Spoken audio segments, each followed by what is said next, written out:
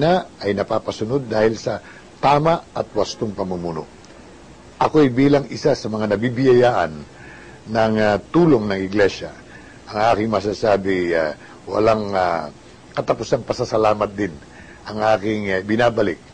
Dahil wala po namang hinihingi sa atin ang Iglesia ni Cristo, kung hindi tupdin natin yung ating ipinangakong paglilingkod sa bayan. Yung ating ipinangakong dalisay na paglilingkod sa kapwa. Palagay ko'y yan ang isa na rin sa dahilang nagbibigay sa akin ng inspirasyon na gawin ang tama. Dahil alam kong walang hinihingi ang Iglesia ni Cristo kung hindi gawin natin ang tama para sa ating mga mamamayan. Patuloy na naitataguyod ng Iglesia ni Cristo ang kanyang mga gawain na walang tinatanggap na anumang tulong mula sa pamahalaan o alinmang organisasyon sa loob at labas ng kanyang bansang kanyang pinagmulan, maliban sa kusang loob na handog ng mga kaanib. May ilang bunga marahil pagkainggit o iba pang maruming isipan ay nagpaparatang na ang Iglesia ay tumatanggap ng salapi mula sa mga politiko bilang kapalit ng pagboto sa kanila.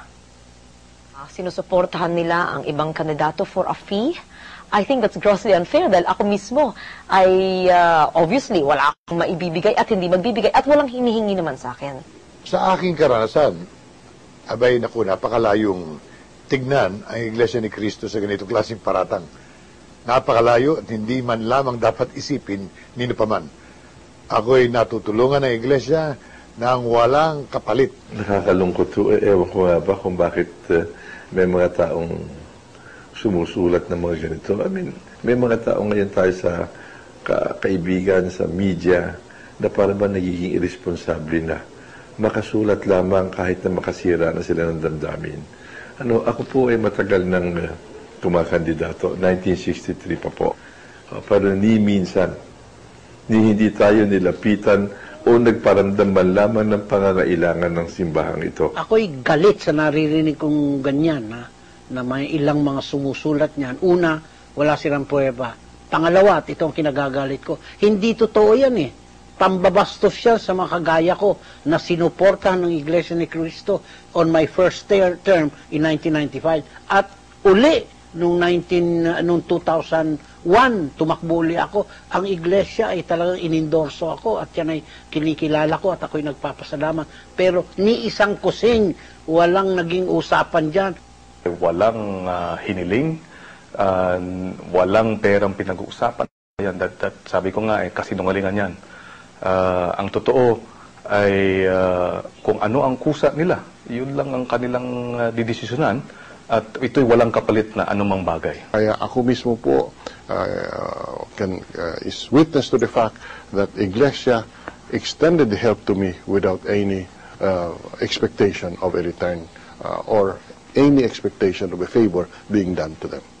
Ang tulong ng Iglesia ni Cristo is voluntary.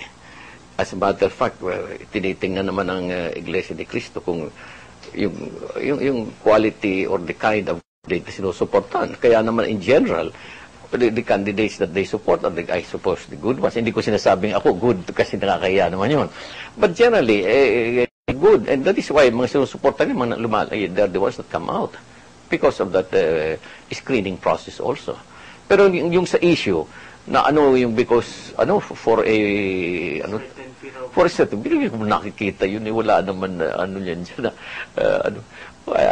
wala naman hinihingi sa amin yung Iglesia. I think foul yun. I think that's foul. That allegation is not hindi tama.